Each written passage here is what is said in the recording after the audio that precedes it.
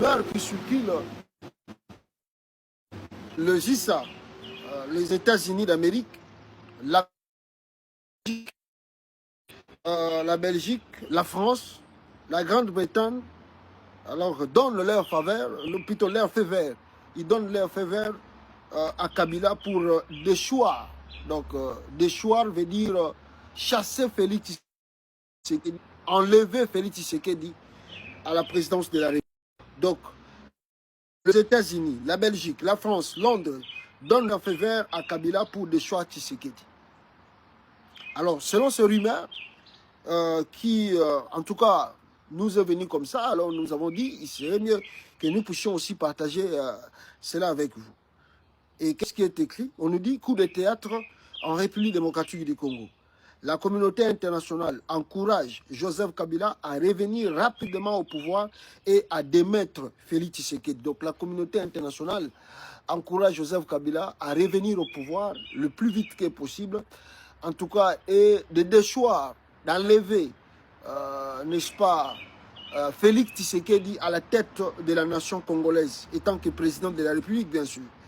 Alors, le récent discours à la nation de Joseph Kabila avait reçu l'aval de grandes puissances qui l'ont lu, tenez-vous bien, 5 jours avant, dans le plus grand secret.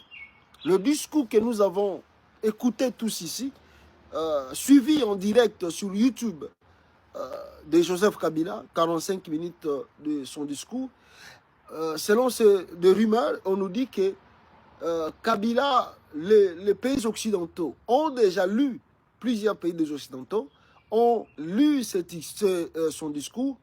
Ils ont, en tout cas, je ne sais pas s'il les a envoyés ça par des documents ou par un document ou comment. Alors, il a envoyé son discours, de le dire comme nous avons tous regardé et écouté dans ces pays occidentaux pour qu'ils aient au moins la connaissance de ce que lui, Kabila, dira le 23 mai 2025. Et selon ce rumeur, c'est Kikaya Bin Karoubi, le secrétaire particulier de l'ex-président, s'est chargé d'envoyer des copies à chaque administration occidentale. On nous dit que c'est Bin Karoubi Kikaya. Nous tous, nous connaissons qui est Bin Karoubi Kikaya. Selon ce journal, on nous dit que c'est lui le secrétaire particulier de Joseph Kabila. Et vous savez qu'il est aussi en exil. Il a fui avec Joseph Kabila. C'est lui qui a plutôt été chargé d'envoyer des copies à chaque administration occidentale, n'est-ce pas, le contenu du discours de Joseph Kabila que nous avons suivi le 23 mai 2025. Le regret de la communauté internationale. On nous dit que la communauté internationale plutôt, a vraiment beaucoup de regrets par rapport au régime Tshisekedi. L'acte qui a fait basculer la donne, c'est la levée des immunités parlementaires de celui que la loi congolaise accorde la qualité de sénateur à vie.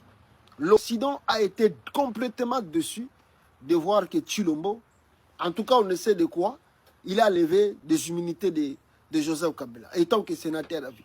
Le monsieur a fait quoi? Parce que l'Occident savent. Si Kabila était avec les Nanga, ils sauront. Si Kabila avait préparé des trucs là, en tout cas les gens là ont des connaissances, ont des services de renseignement plus équipés, plus efficaces. Ils diront que Kabila est avec les M23 ou il est avec Nanga.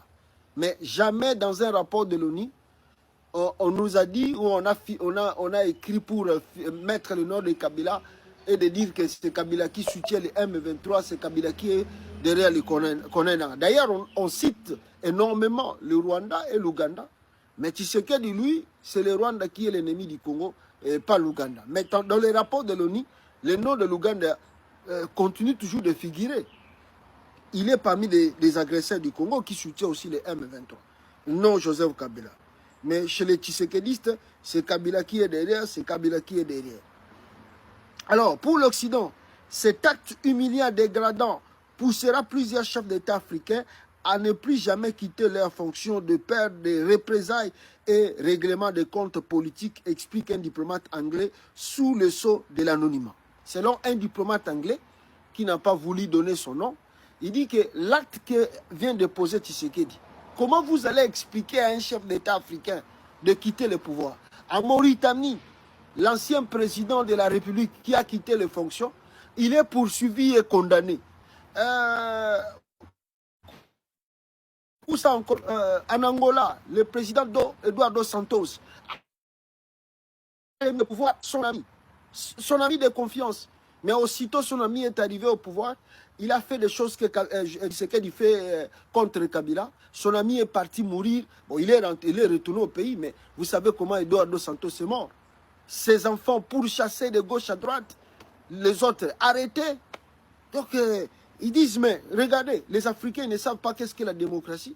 Un chef de l'État a fini son mandat. Vous pouvez faire des trucs comme ça, mais il faut savoir comment régler cela, que vous ne puissiez pas arriver à faire des trucs jusqu'à l'humilier comme ça. Comment d'autres chefs d'État auront le courage de donner le pouvoir même à quelqu'un de son parti, même à un opposant? Comment ils le feront? Parce que si Kabila avait donné à Chadari, le monde entier allait crier, il a donné le pouvoir à Chadari, qui est un membre de son parti. Mais il donne le pouvoir à un opposant. Regarde ce que l'opposant lui fait. Nous avons l'exemple du président Sassou. Il a remis le pouvoir à un opposant. Regardez ce que Lissouba a voulu lui faire.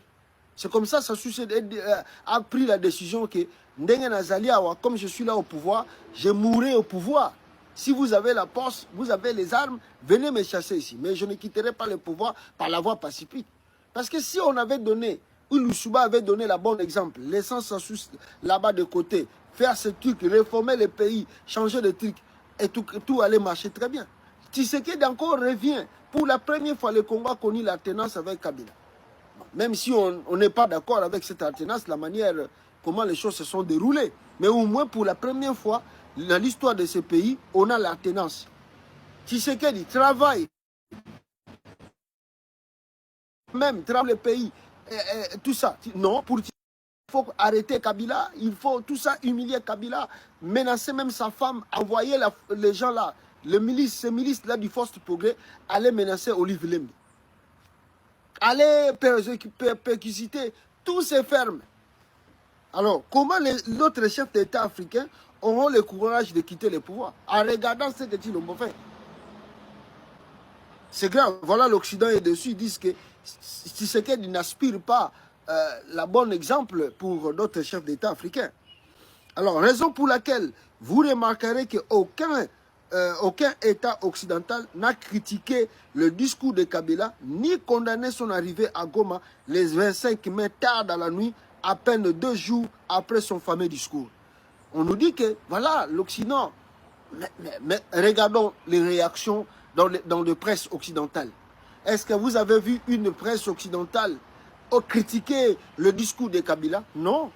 Est-ce que vous avez vu d'autres chefs d'État africains ou des diplomates africains ou même européens, américains, tout ça, critiquer le retour de Kabila à Goma? Non. Même le discours de Kabila, personne n'a critiqué, personne n'a condamné. Jusqu'à preuve du contraire que nous parlons ici, moi et vous, est-ce que vous avez vu un pays condamner le retour de Joseph Kabila à Goma? Non. Ou vous avez vu un pays condamner le retour de Kabila à Goma? Non. Pourquoi? Parce qu'ils sont dessus de Tshisekedi.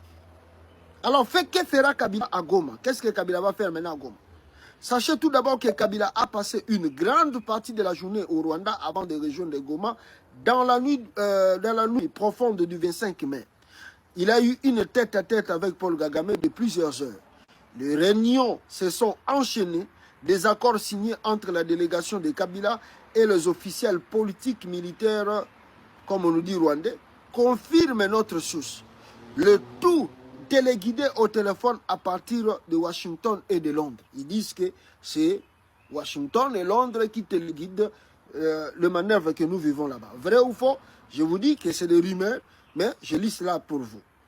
Alors, Kagame a ensuite remis une trentaine de véhicules de luxe 4x4 pour transporter la délégation de Kabila. Très nombreuses à Goma.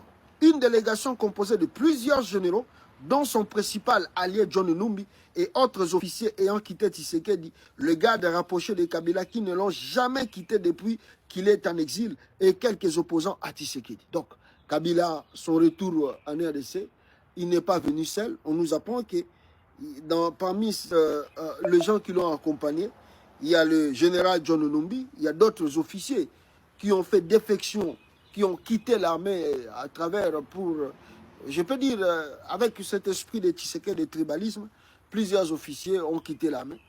Alors d'autres étaient en exil. Alors quand on leur a dit que Kabila revenait à Goma, d'autres ont rejoint Kabila à Goma et quelques politiciens aussi opposés